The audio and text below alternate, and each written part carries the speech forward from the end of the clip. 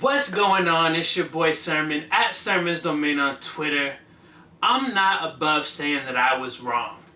In the music industry, in the media, just being a fan, it's bound to happen. And a lot of people don't want to admit that they're wrong. So what is it about Cardi B that I am wrong about? Was I one of the people that said, oh, she's a one-hit wonder, she's not going to be around much longer? No, absolutely not. I was rooting for her because I like her. She's dope. She can spit, she can make catchy music, and I think that we need more female rappers at the top. We got female rappers around, but it's like Nicki Minaj is up here and everybody else is kind of like right here.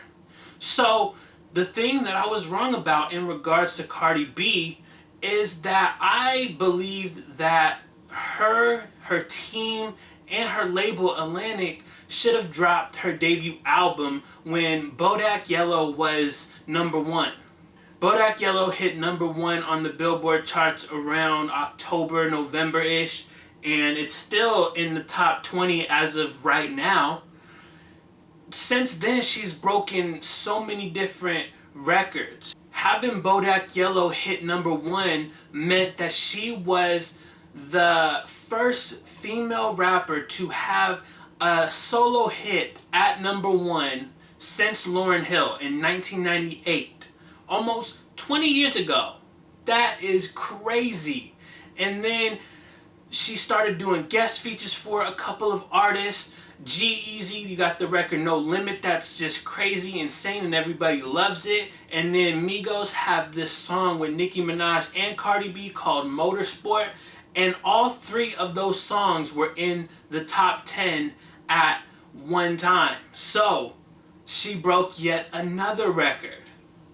That's unheard of as a female rapper to have that many songs in the top 10. And then as of this week, Cardi went on to Instagram and talked about another record that she broke.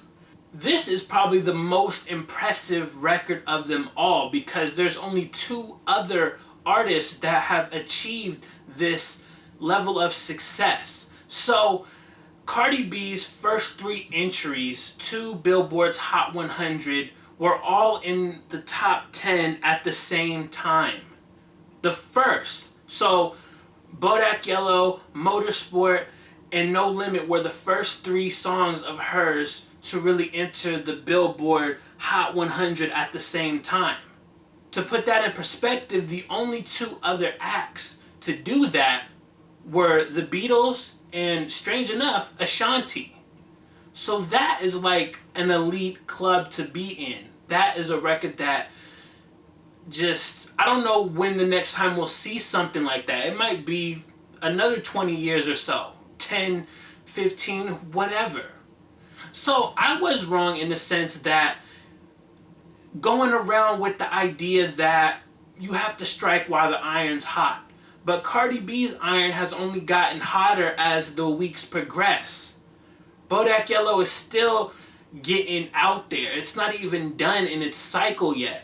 And she just put out the new single, Bartier Cardi, and that hit #14.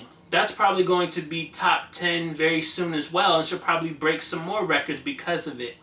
Even today, Bruno Mars put out his Finesse remix featuring Cardi B. And I love the song. The video is dope. It's a nice throwback. And Cardi's verse is fun. It's cute. It's a good verse overall. And so I imagine that Bruno Mars is going to see a huge spike in Finesse getting back on the charts. It'll probably go top 10 as well because Cardi B is so in demand right now.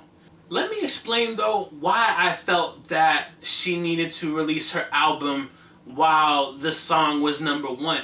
I look at it like this. History is showing us that when you have a huge mega hit single, it's harder for you to have a longer sustainable career. Look at all the artists that have come before Cardi B and have had big hit singles and then, a year or 2 later, they're gone. Where's Fetty Wap right now? Fetty Wap was everywhere a couple years ago with Trap Queen, and then people were loving the debut album. He had records with Drake, and now it's like he's not even really on the radar. I feel like he can drop some music today and it's not going to make a dent compared to what it was a few years ago. So I was looking at, like, I don't want to say that Cardi B was going to be a one-hit wonder because I don't believe that. And even if she was, I feel like she would have a very loyal fan base who like her music regardless. It would be kind of like a Rhapsody, where she's not hitting #1 on billboards and stuff, but she still has a career and she's still sustaining for the long term. But in the back of my mind, I wondered, how long can Cardi B really ride out not putting out her album? Like, is she going to be able to have another follow-up single? If she waited, let's say, 6 months, are people even going to care that much? It's all about kind of capitalizing. So that's what I was looking at when I thought that the album should have been out by now. Clearly, I was wrong. Clearly, Cardi B is only getting bigger and bigger. I think at this rate, with all the records she's breaking on Billboard and all the collaborations that she's done, as well as probably ones that are in the works, I think she could probably ride it out to like summer. She could have another single. Bartier Cardi might be a big hit. I mean, it's too early to say, but I mean, it's already 14 on Billboard's Hot 100, so who knows? It could be everywhere very soon, and then she could follow that up. She could really ride off of the success for a lot longer than anybody could have anticipated. To witness this happening is really cool, because like I said earlier, we need more female rappers at the top. We need dope, talented female rappers at the top. Not just female rappers, but good ones. And I think Cardi B is someone who is going to be around for a long time now. I think the last few months have proven that. So, yes, I admit I was wrong. But I'm still rooting for Cardi B. I was always rooting for Cardi B. I was just skeptical based on what we see in the music industry, the history that we've shown with several different artists who have that big hit single come out of nowhere, and then it's hard to follow that up. Normally I'd say comment and let's talk about it, but I don't really know what to say. I mean, I guess you watching this, did you think Cardi B was going to be as big as she's gotten so far, or did you feel like I did? Do you feel like she should have put the album out a while ago? And do you feel like things have changed now?